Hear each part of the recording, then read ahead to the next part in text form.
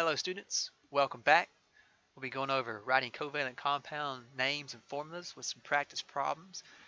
It'll help to have a periodic table, and if you don't remember your prefixes, I have those listed for you here.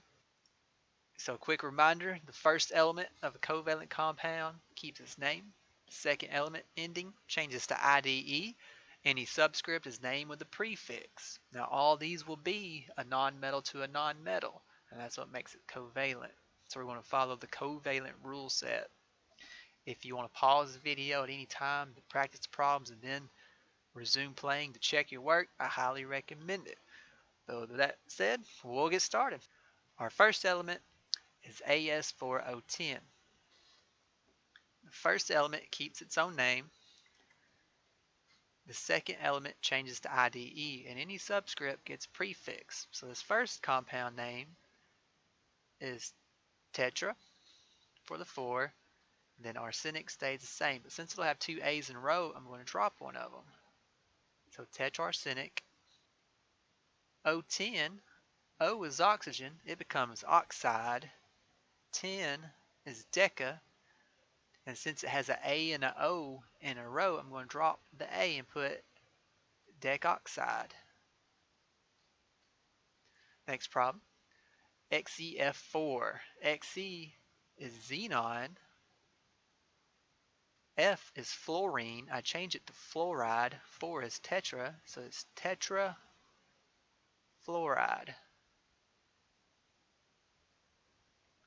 Next problem, N2S5. N is nitrogen. 2 is di, so it's dinitrogen. S is sulfur. I change it to sulfide. 5 is penta, so pentasulfide. Next problem is BrCl5. Br is just simply bromine. Cl5, Cl is chlorine. We change that to chloride. 5 is penta, so we put pentachloride.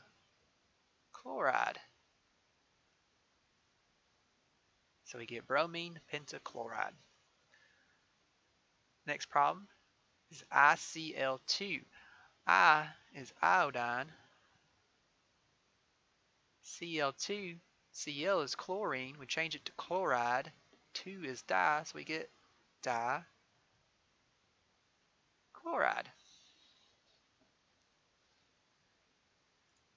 Next problem is PF3. P is phosphorus. F is fluorine. We change it to fluoride, and since it has a 3, we put tri in front. So trifluoride. Next problem is SO3. S is sulfur. O is oxygen. We change it to oxide. 3 is tri, so it becomes trioxide.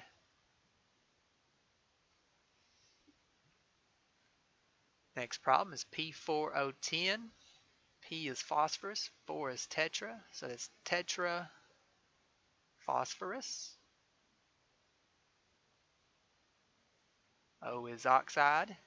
10 is deca, so I put decoxide.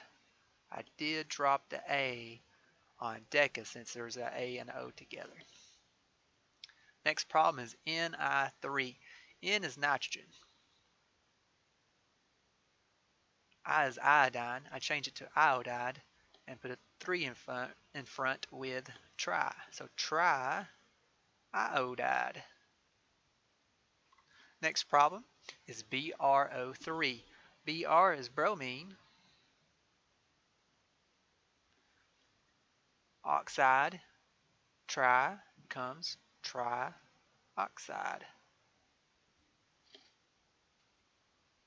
Alright, and that's how you write the name of those covalent chemical compounds. Next we'll take the name and we'll write the formula. It's just the same thing but backwards. Anytime you see a prefix that goes as a subscript on the back of the letter, whenever you see an element, just put the symbol for that element. Chlorine monoxide. Chlorine is Cl. Monoxide is 1 oxygen, so ClO. Next one, dinitrogen monoxide. Di is 2, nitrogen is N, so that is N2. Monoxide is once again just a O, so N2O. Next problem is disulfur dichloride. Di is 2, sulfur is S, so S2. Dichloride is Cl2. Oxygen difluoride, oxygen is O, difluoride is F2.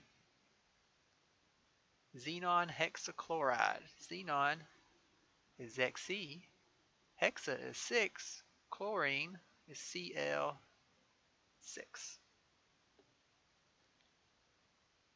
Next set of problems. Sulfur hexafluoride. Sulfur is S, fluoride is F, hexa is 6, SF6.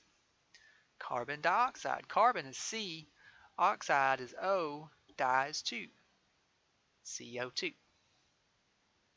Dinitrogen pentasulfide. Dinitrogen is N2, pentasulfide is S5, N2S5. Next problem, boron trifluoride. Boron is B, trifluoride is F3. And the last problem, phosphorus trichloride. Phosphorus is P, trichloride is Cl3. So when you're writing the compound, the chemical formula of the compound, just write the symbol, and whatever prefix it has in front, put the corresponding number behind it. Make sure you don't put it in front of it. And that's it for writing covalent compound names and formulas. Hope this helps, and good luck on your tests.